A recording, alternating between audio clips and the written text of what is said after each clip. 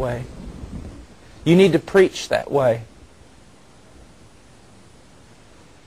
You need to see men with a sentence of death written across their brow. This is serious stuff. And you had that sentence written across your brow.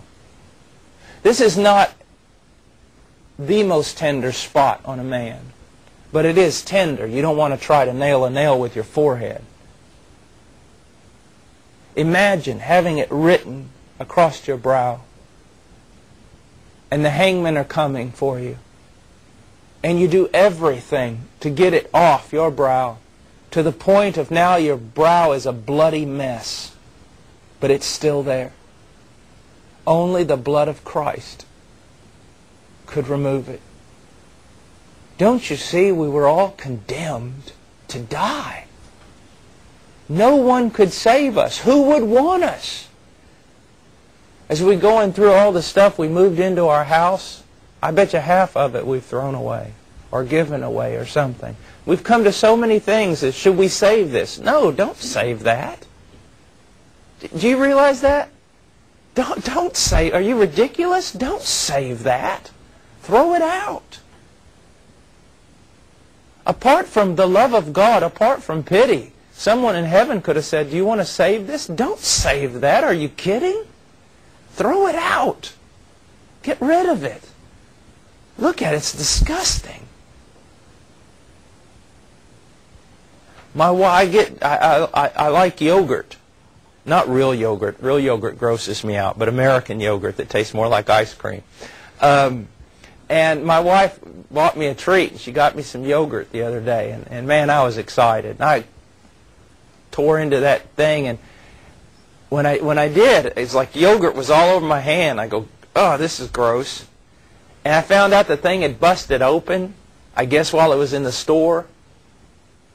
What do you want it? And I'm half throwing up. I'm going, of course I don't want this, and I throw it in the trash can. I run over, get soap and wiping it off my hands. That's you.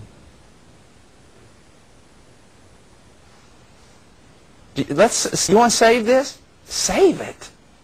Of course not. It's a thing I preach on the judgment of God in the book of Revelation. When I think it's Ebenezer Scrooge. He's being led around by that ghost, and he's brought into this home where he sees people talking, and they're all talking about this horrible, horrible man. And he's wondering, oh, what a horrible, horrible man. Who could they be talking about?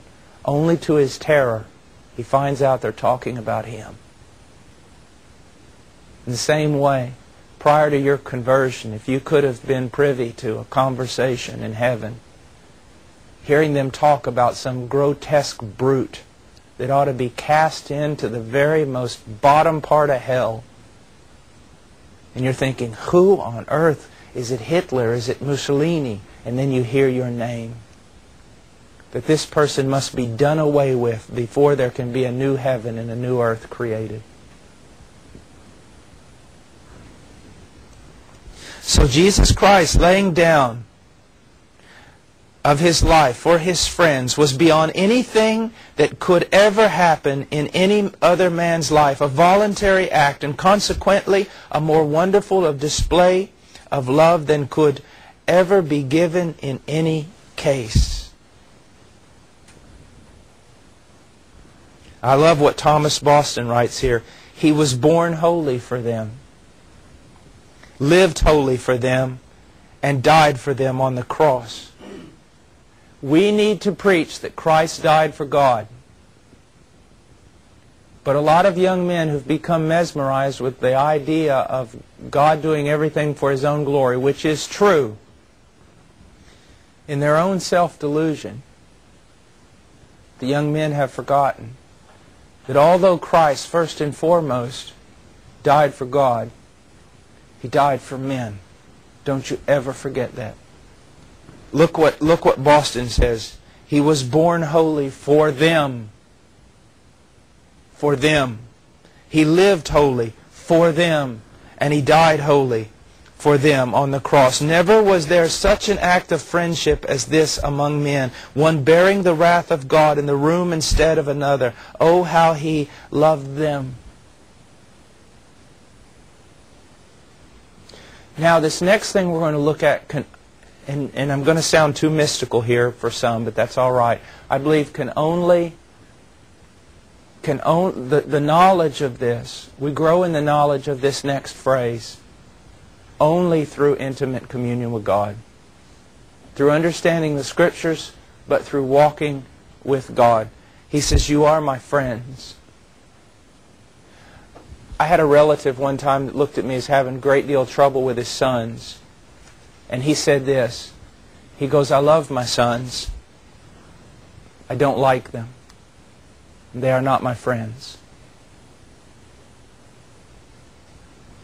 I think that oftentimes we look at God as loving us. I've been amazed at how many people have been brought to tears when I have taught on the fact. And I know this is going to sound trite. And the way I've tried to explain it has been faulty, I'm sure, and weak at best. But when I teach on God's disposition towards His children, and I use a very superficial word, but I don't know how else to get the truth across. God doesn't just love you. He likes you. Sometimes people come to the point, like I've said, where love is almost something God has to do. Or it's a cold, calculating love based just on faithfulness. I'm a faithful God, so I have to love you and I'm going to keep my promises. But His disposition of kindness toward you. And another thing is, by way of, it's a wonderful way to remind us of something. You're a child of God. That's good. Do you live like a friend of God? Do you live like a friend of God? Abraham was God's friend. Are you a friend of Jesus? There was a book written, I forget the title of it, several years ago, and the author did not want himself to be known, so he only entitled it A Friend of Jesus.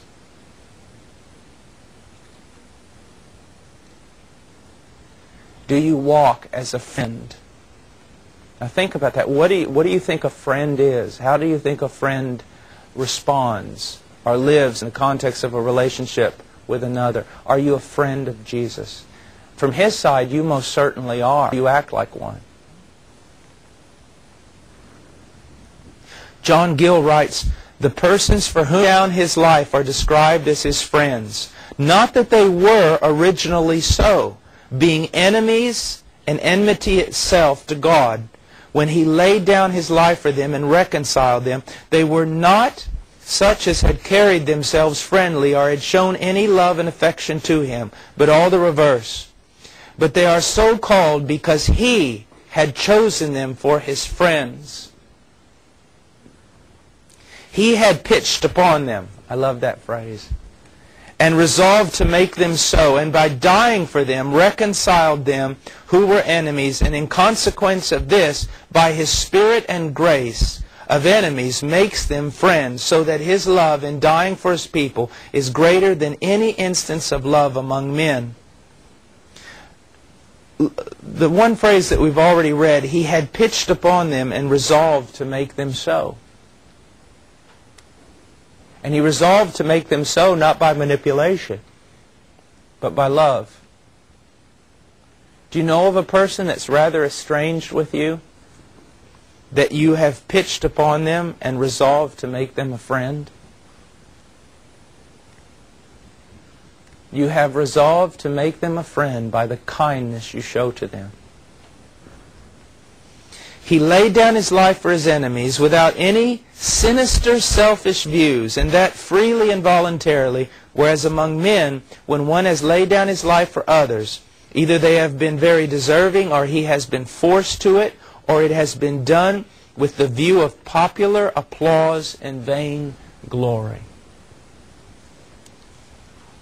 Yes. Behold, what manner of love is this. Well, we're going to go ahead and finish there today and start up again next Tuesday.